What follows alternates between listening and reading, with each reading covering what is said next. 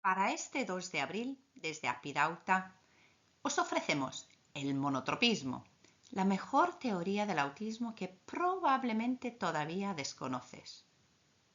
¿Qué es esta teoría? ¿Quién la inventó? ¿Y por qué no sé nada de ella? Vamos a buscar sus progenitores. Aquí está su primera mamá. Se llamaba Dinah Murray, aunque a ella misma le gustaba llamarse sustancia irritante productiva por su afán de activismo. En los años 80 del último siglo, esta psicolingüista británica acababa de completar su doctorado y estaba dando los primeros pasos para publicarlo como libro, cuando su amiga y colega Robin Carsten le prestó un libro de la gran experta en autismo, Uta Frith, que prometía explicar el enigma del autismo. Dinah lo leyó, quedó fascinada y abandonó el tema de su doctorado para siempre. Como ella solía decir, no encontró en el libro de Uta Frith la solución al enigma, pero sí una sensación de que ella misma la podría tener. Así, durante la década de los 90, se dedicó a pensar sobre el autismo. Se hizo trabajadora social y trabajó con centenares de personas autistas, muchos de ellos no hablantes, descubriendo su propio autismo en el proceso. ¿Y la solución al enigma del autismo que llegó a proponer? El título del artículo que publica en el 1992 da la pista: El autismo y la creación de túneles de atención.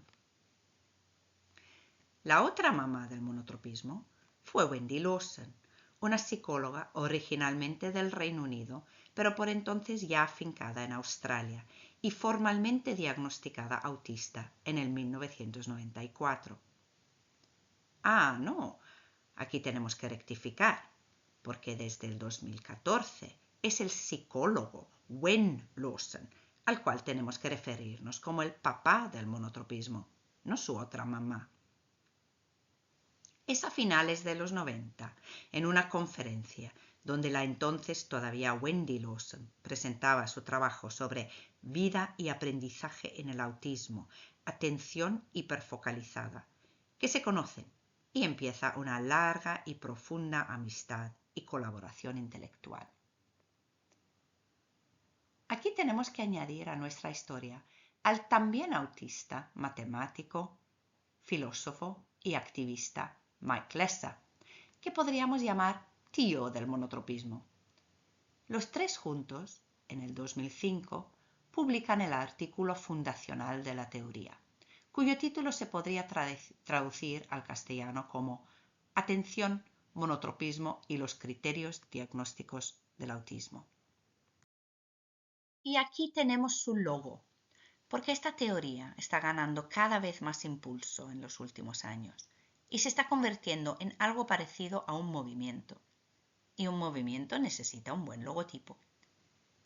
Este movimiento está siendo acogido con especial entusiasmo entre las comunidades de neurodivergentes que se encuentran y florecen, se informan, se apoyan y se empoderan en Internet. ¿Y por qué suele gustar tanto esta teoría entre los autistas digitales? ¿Será por ser la primera teoría del autismo propuesta por personas conscientemente autistas? ¿Será por ser la primera descripción del autismo basado en un modelo de diferencias en vez de deficiencias? ¿Será simplemente porque solemos obsesionarnos un poco con los temas que nos pican la curiosidad? Y el autismo es un tema que nos pica mucho la curiosidad y estamos encantados de poder explorar una nueva teoría sobre el tema. O igual será porque nos encantan las teorías bellas, simples, pero unificadoras, que dan orden y sentido a realidades aparentemente tan complejas. O porque nos resuena tan potentemente, nos ayuda a explicar y a entender tantas y tantas experiencias vividas. ¿O será por cada una y todas de estas razones? Bueno, creo que habrá quedado claro que la teoría del monotropismo suele gustar bastante a las personas autistas que tienen la suerte de toparse con ella. ha llegado el momento de explicar exactamente qué dice esta teoría y cómo es que lo explica todo del autismo. El monotropismo propone que hay dos modelos básicos de cerebro. El modelo politrópico, que lo tendría la mayoría de la humanidad, y el modelo monotrópico, que pertenecería principalmente a humanos tipo autista.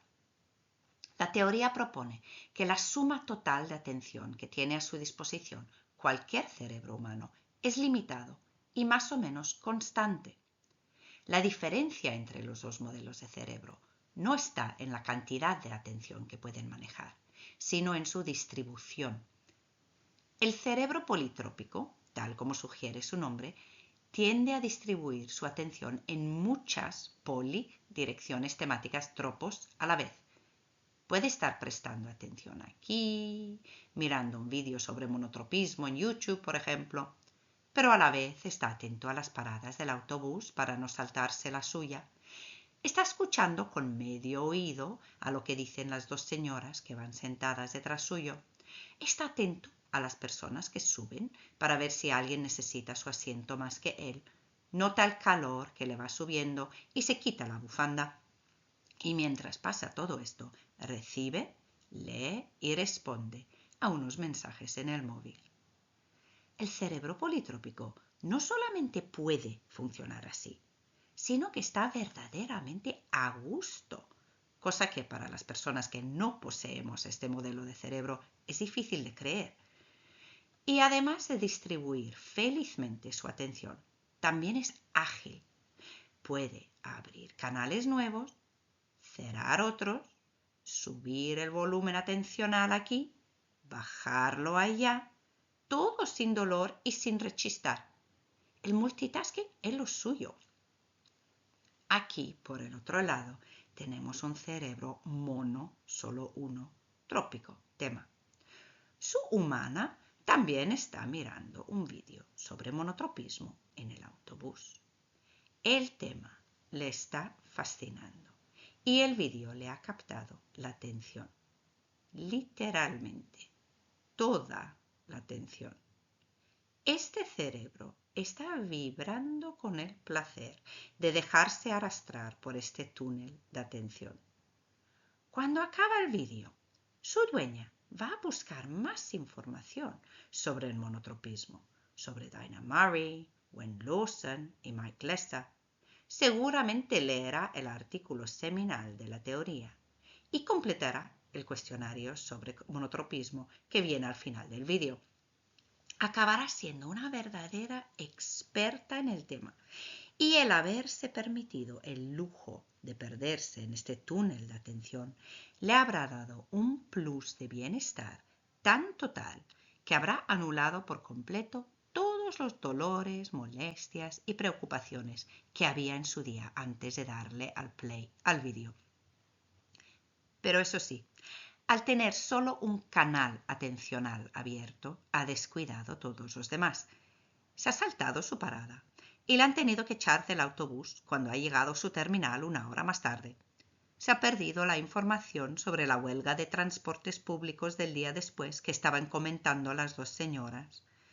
Ha recibido inconsciente las miradas matonas de dos abuelos y una mujer embarazada que mucho hubieran apreciado un asiento en el autobús. Se ha empapado de sudor la bufanda que sigue en su cuello y ha desesperado una vez más a su madre, que no consigue de ninguna manera que responda a sus WhatsApps urgentes e insistentes. Bueno, ahí está la diferencia entre los dos modelos. El cerebro politrópico funciona a gusto en muchos canales en paralelo y puede cambiar la dirección e intensidad de su atención con agilidad, mientras que el cerebro monotrópico prefiere dedicar toda su atención a un solo canal profundo. ¿Y esta diferencia podría darnos la solución al enigma del autismo? ¿Un cerebro monotrópico sería un cerebro autista? Dinah, Gwen y Mike propusieron que sí. Y para explicar por qué, vamos a ver qué tal se explican los criterios diagnósticos del autismo recogidos en la última edición del DSM, el Manual Diagnóstico y Estadístico de la American Psychiatric Association, desde esta teoría. Como veis, hay dos apartados, el A y el B, donde está realmente la chicha de los criterios diagnósticos, donde se recogen las características diagnosticables del autismo. Nuestra explicación obviamente tendrá que empezar por aquí, en el apartado B, el de los patrones restrictivos y repetitivos de comportamiento, intereses y actividades. Aquí encontramos a los intereses restringidos y fijos, anormales en cuanto a su intensidad, que serían nada más ni nada menos que el famoso hiperfoco o intereses especiales de los autistas. Y es que esta característica no solamente se explica desde el monotropismo, esta característica es el monotropismo mismo. Desde el tópico niño autista ordenando sus cochecitos en fila, por la niña autista perdida en su libro, hasta la autista adulta inmersa en el objeto de su hiperfoco, esta característica es de las más inmediatamente reconocibles. Y la temática del interés especial puede ser muy variopinta. Puede ser una típica fijación del niño autista del imaginario popular, medios de transporte, superhéroes, videojuegos o manga japonés, o no. Perfectamente podría ser también, por ejemplo, los caballos, las plantas medicinales, los antiguos egipcios, o para viajar hacia otros territorios frecuentemente queridos por personas autistas, la música, la psicología o el objeto de hiperfoco autista por antonomasia, el autismo mismo. La temática no es lo que importa, es la intensidad del foco, la existencia de verdaderos túneles de atención. Y el aprendizaje profundo que resulta de este hiperfoco es lo que da lugar a los pequeños profesores que describía Hans Asperger en el 1944 y lo que allana el camino hacia el doctorado para un número de personas autistas bastante más que proporcional. Vamos con otra característica del apartado B, la insistencia en la monotonía, la excesiva inflexibilidad de rutinas o patrones, la dificultad en las transiciones. Esta se explica desde la inflexibilidad de la atención en el monotropismo. Si tengo la mayor parte de mi atención cómoda y profundamente comprometida en un único túnel, cualquier cambio de dirección atencional me va a costar barbaridades, porque tengo primero que recuperar toda la atención comprometida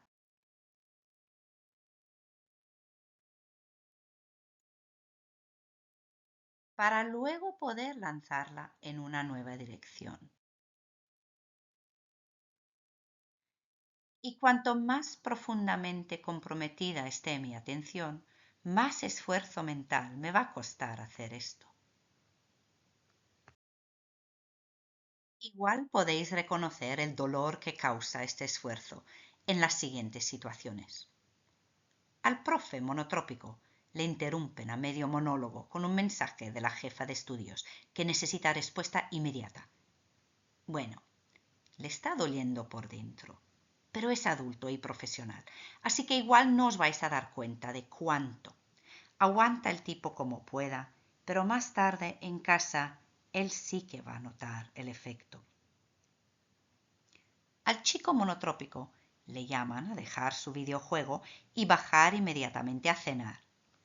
Este grito mental absolutamente no va a ser contenido. Su familia se va a enterar de las dimensiones del dolor que le han causado. Una chica monotrópica le dicen que es hora de dejar el libro y salir al patio. Ella igual aplaza su grito mental, ignorando la instrucción, pero a la larga le puede costar más caro esta estrategia. Los profes no suelen tolerar muy bien el ser ignorados.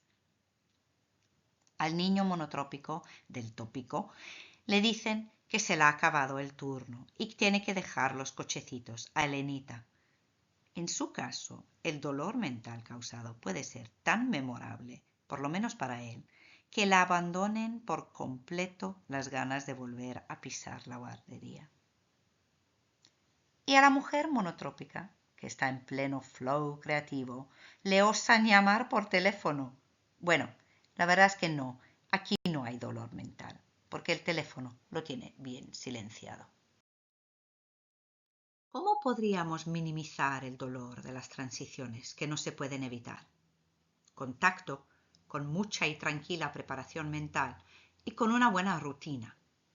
Al profe, por ejemplo, le ayuda mucho la estructura rígida del horario escolar, pero si las interrupciones inesperadas se repiten con frecuencia, igual a la larga acaba planteándose un cambio de profesión.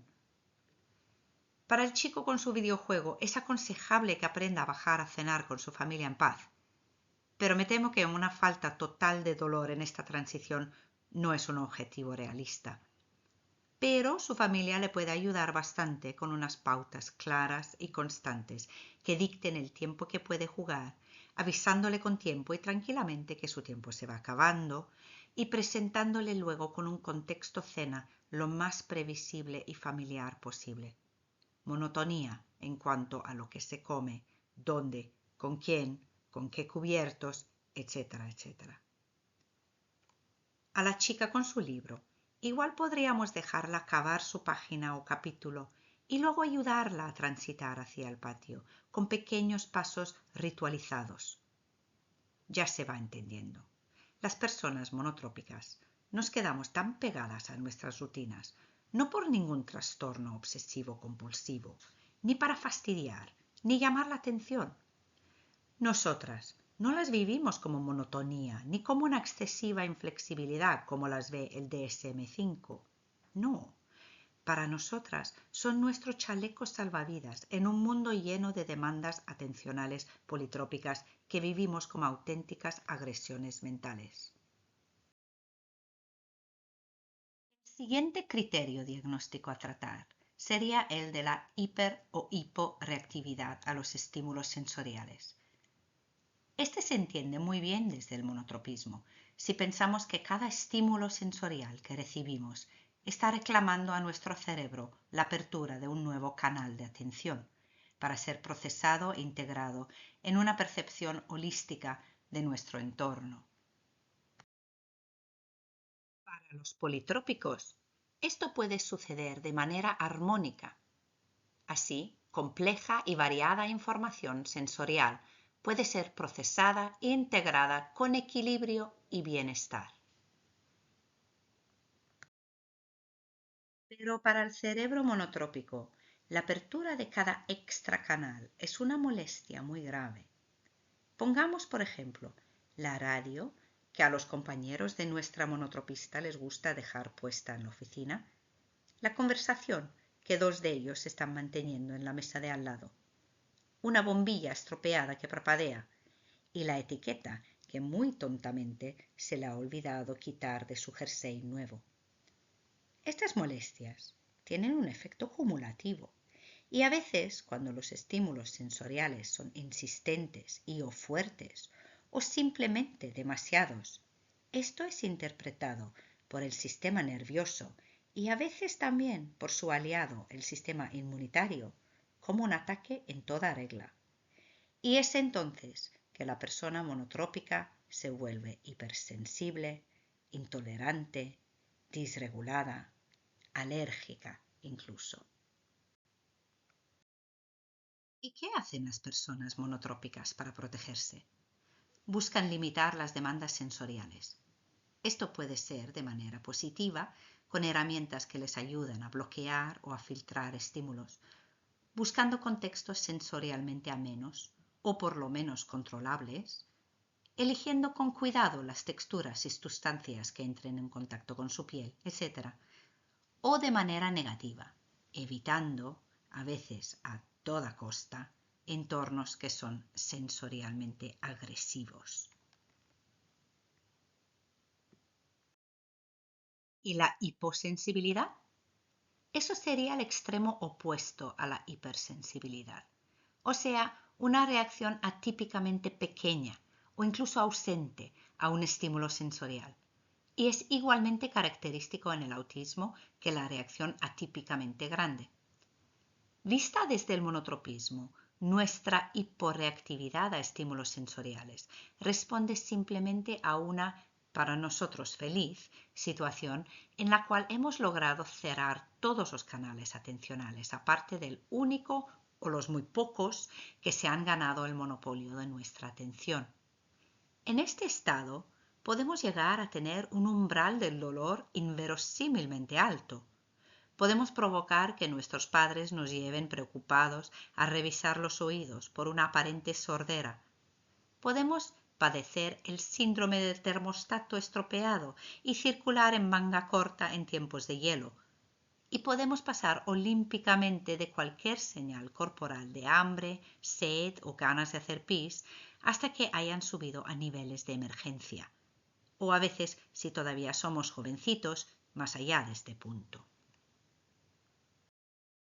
Vamos a completar el apartado B con lo que la DSM-5 llama patrones restrictivos y repetitivos de movimientos, utilización de objetos, habla, que serían lo que solemos llamar estereotipías o stimming en inglés.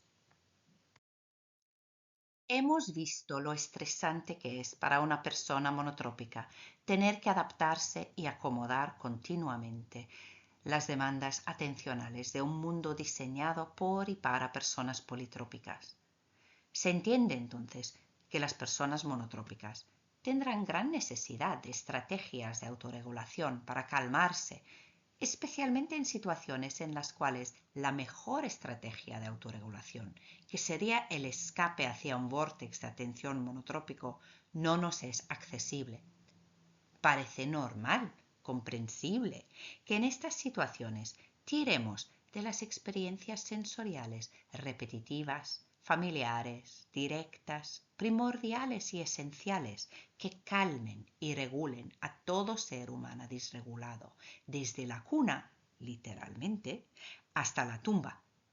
Porque las estereotipías autistas son simplemente estereotipías humanas.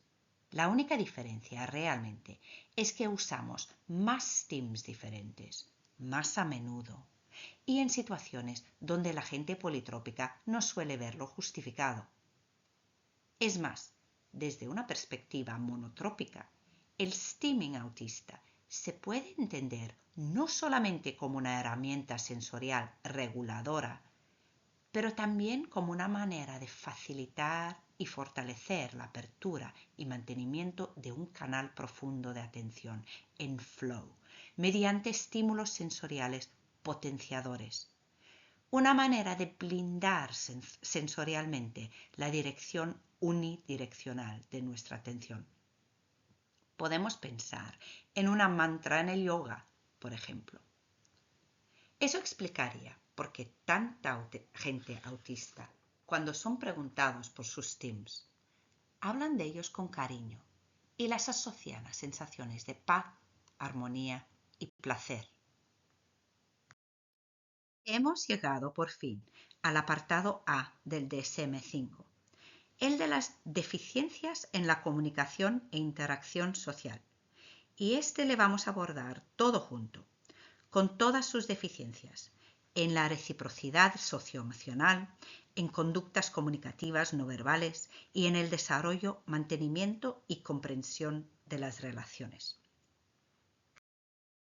La raíz de este asunto está en la comunicación con otros seres humanos.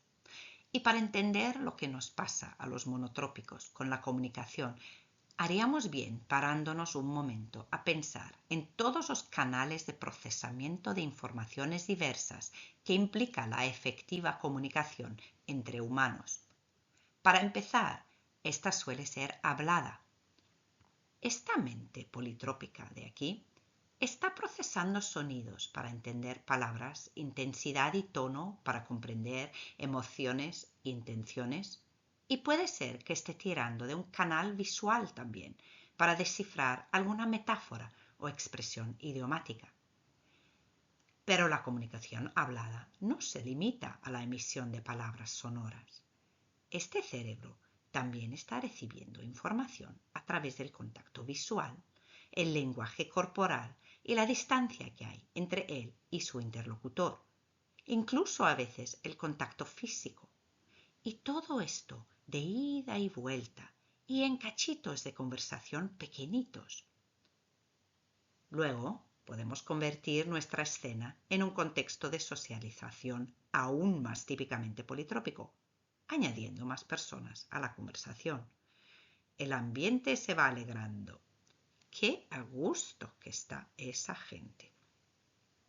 Y aquí, en el límite del grupo, observando, queriendo participar y ser aceptado, pero sintiéndose bastante pez fuera del agua, encontramos un cerebro monotrópico.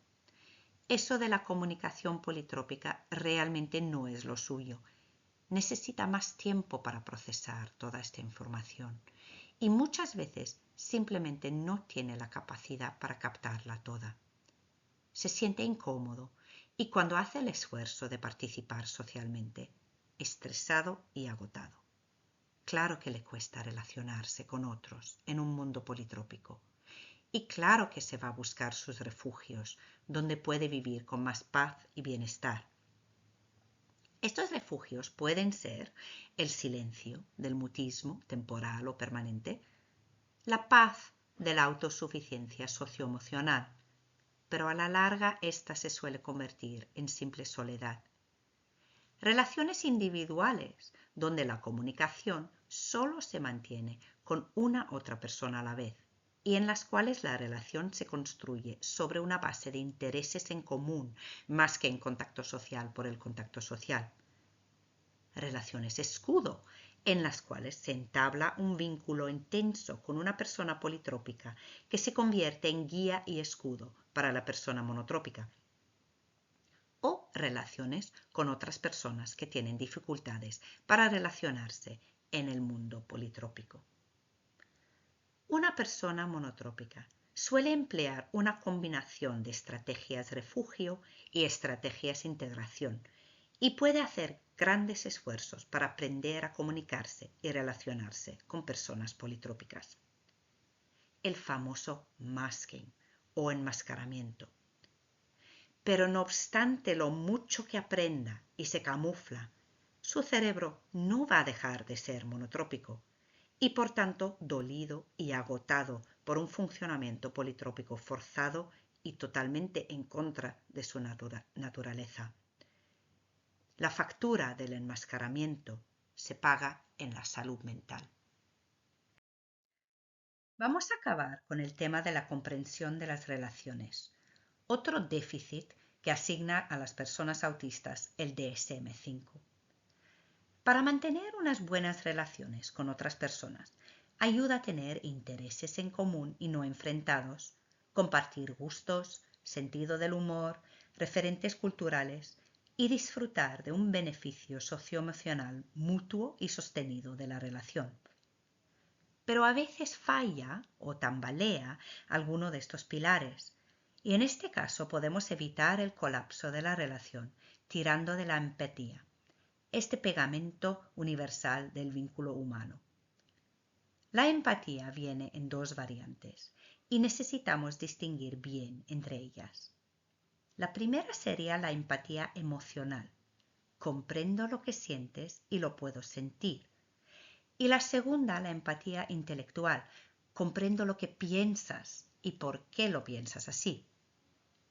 La que nos falla a las personas monotrópicas no es la primera. De hecho, tenemos mucha tendencia a ser hiperempáticas o hipersensibles en un sentido emocional. Pero, con todos los problemas que nos da la comunicación politrópica, nos cuesta mucho entender a los procesos mentales de nuestros compañeros, especialmente cuando estos no se comunican de la manera más directa, clara y honesta posible. Esto se llama tener pobre teoría de la mente y es lo que hace que nos cueste comprender las relaciones. Pero habiendo dicho esto, también hay que reconocer que la gran mayoría de las personas monotrópicas dedicamos a lo largo de nuestras vidas un esfuerzo brutal justamente para intentar mejorar nuestra teoría de la mente politrópica, entender por qué los politrópicos hacen lo que hacen, dicen lo que dicen y cómo lo dicen, quieren lo que quieren y reaccionan como reaccionan. Muchas veces este intento se convierte en un interés especial y le dedicamos todo nuestro hiperfoco monotrópico, porque queremos encajar, ser aceptados y queridos. Queremos desarrollar, mantener y comprender relaciones con otras personas. Y la mayoría sois politrópicos. No nos queda otra.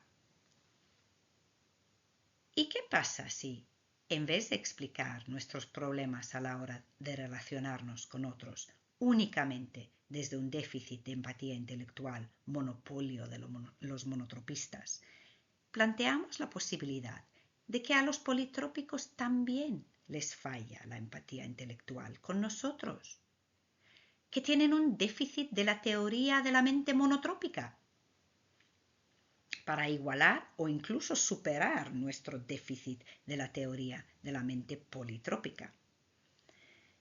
Esta incomprensión mutua entre personas neuronormativas y neurodivergentes es lo que el psicólogo social británico Damian Milton ha denominado el problema de la doble empatía, que explica nuestros problemas para relacionarnos en términos de las barreras de comunicación y comprensión que hay, por ejemplo, entre personas de diferentes culturas y con distintos idiomas.